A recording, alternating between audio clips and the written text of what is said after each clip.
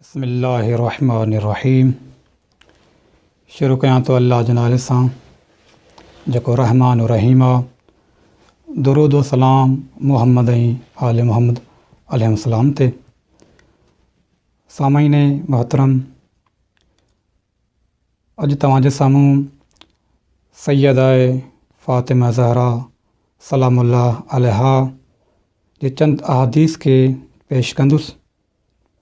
उहे अहादीस जेके असांखे दुनिया व आख़िरत में फ़ाइदेमंद असांखे कामयाबी फ़रमाईंदियूं।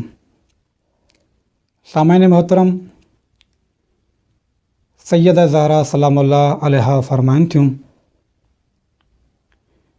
इन्न सईद कुल्ल सईद हक़ सईद मन अहब अलियन फ़ी हयातिही व बाद मौतिही। हदीस जे तर्जुमे करण खां पहिरीं इहो बयानु कंदो हलां, दुनिया में कामयाबी जा रास मुख़्तलिफ़ हूंदा आहिनि, मयार मुख़्तलिफ़ हूंदा आहिनि। कंहिं वटि माल व दौलत आहे त कंहिं वटि शोहरत आहे, मनसब या उहिदो आहे, उहो पंहिंजे पाण खे कामयाबी सम्झंदो आहे।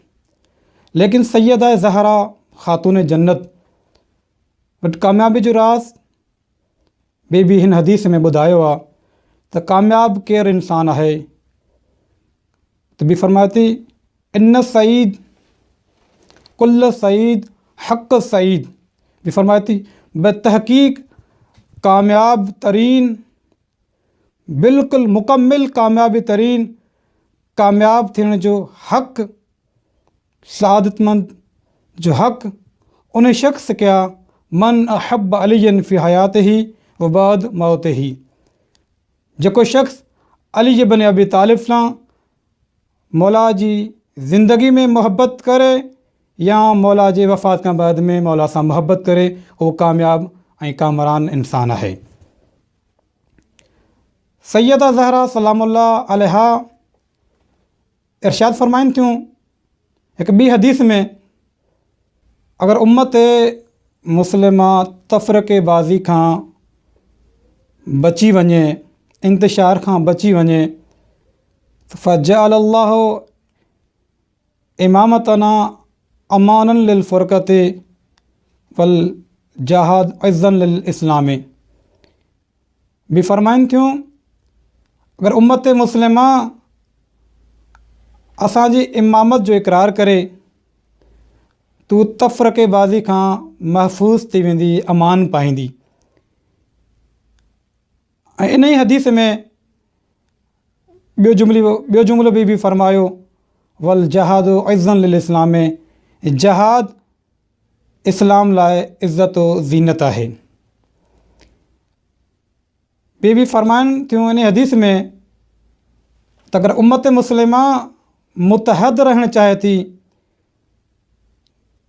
फ़िरका वारिद नफ़रतनि खां महफ़ूज़ रहणु चाहे थी, त अहल बैत अलैहिस्सलाम जी दरवाज़े ते झुके, अहल बैत अलैहिस्सलाम खे पंहिंजो रहबर ऐं पेशवा बणाए, त उहा उम्मत मुतहद हूंदी ऐं तफ़रक़ेबाज़ी खां महफ़ूज़ थी वेंदी।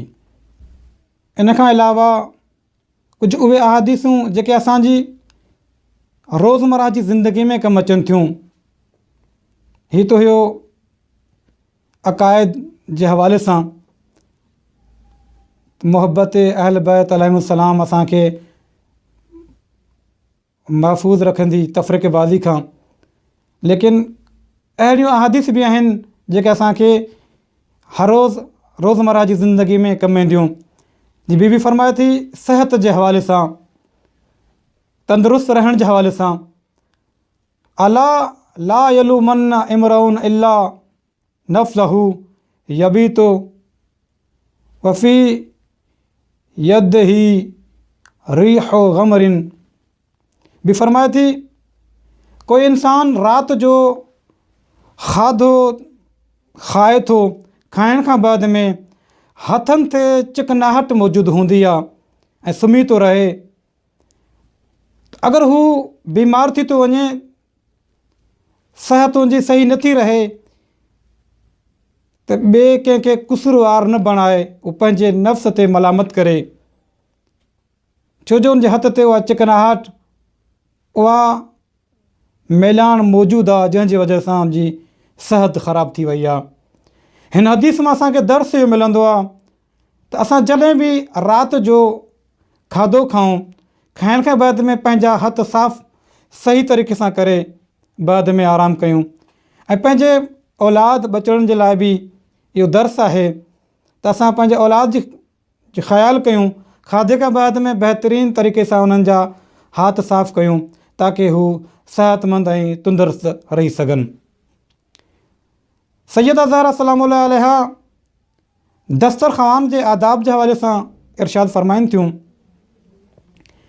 फ़िल माइदत इसना अशरा ख़सल यजिब अला कुल्ल मुस्लिमिन अन यारिफ़हा।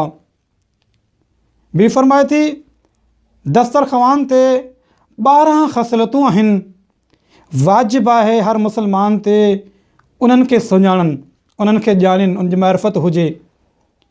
अरबाउन फ़ीहा फ़र्ज़ुन अरबाउन फ़ीहा सुन्नतुन अरबन फ़ीहा तादीबुन। जंहिंमां 4 ख़सलतूं फ़र्ज़ आहिनि, 4 ख़सलतूं सुन्नत आहिनि ऐं 4 ख़सलतूं तादीब यानी अदब जे लाइ आहिनि।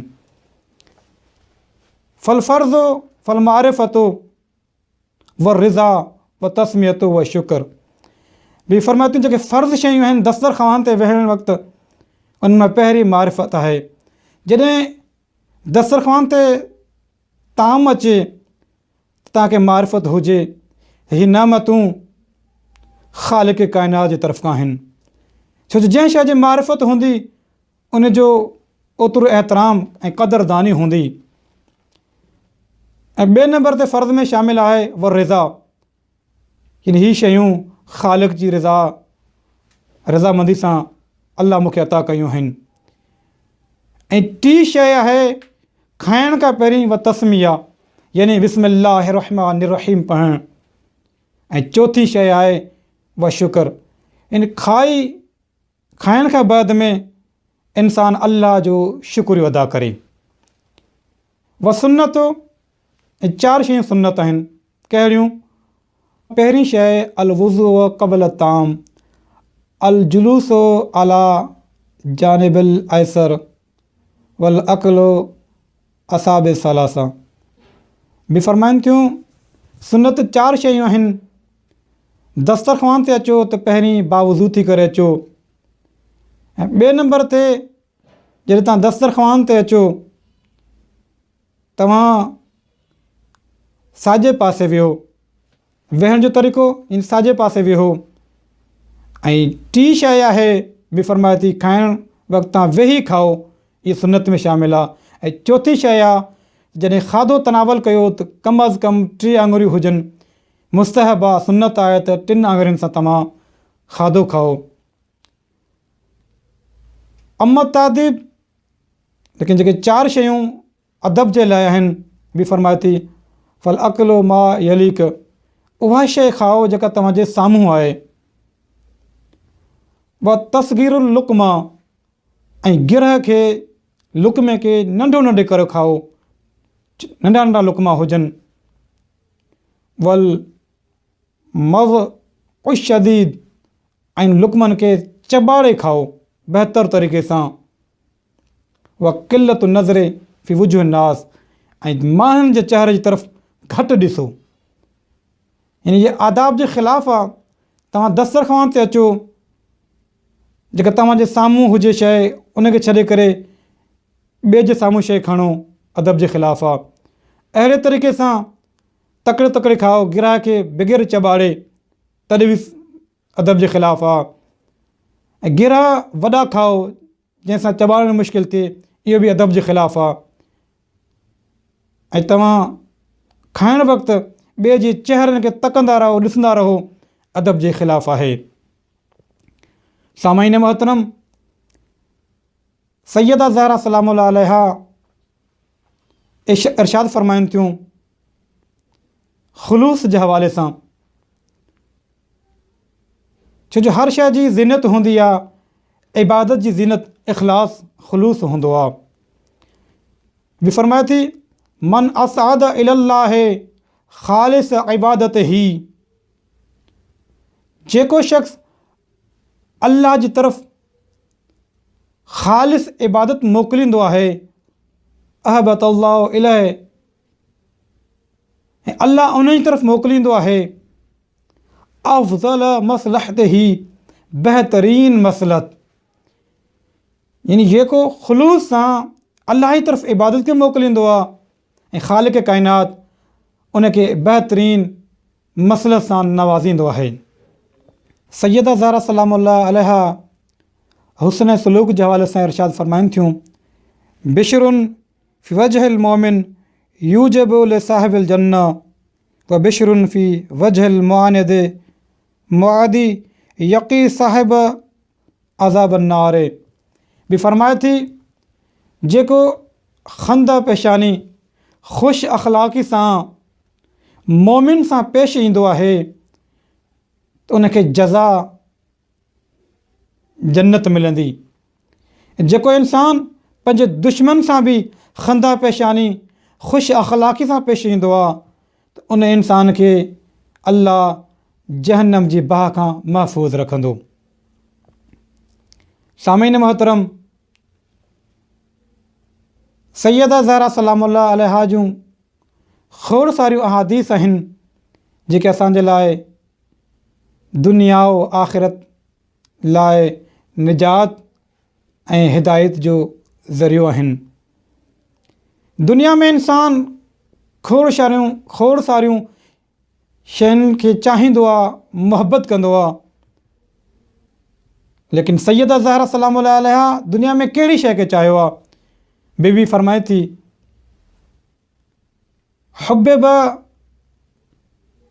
मिन दुनियाकुम सलासा, मूंखे तव्हांजी दुनिया में टे शइ महबूब हुयूं, अतिलावतो किताब अल्लाह, अल्लाह पाक जे किताब जी तिलावत, पर नज़र इला वजह रसूल अल्लाह, ऐं हज़रत मोहम्मद मुस्तफ़ा जी चेहरे जी ज़ियारत मूंखे पसंदीदा हुई। वल इन्फ़ाक़ु फ़ी सबीलिल्लाह, ऐं अल्लाह जे राह में माल खे ख़र्च करणु मूंखे ॾाढो पसंदि ऐं महबूब हुयो। ख़ालिक़ काइनात खां दुआ आहे त मालिक काइनात असांखे तौफ़ीक़ ॾिए त असां दुनिया व आख़िरत खे कामयाब ऐं बहितर बणाइण लाइ सैयदा ज़हरा जे अहादीस ते अमल करे ऐं पंहिंजी ज़िंदगी खे कामयाब करे सघूं।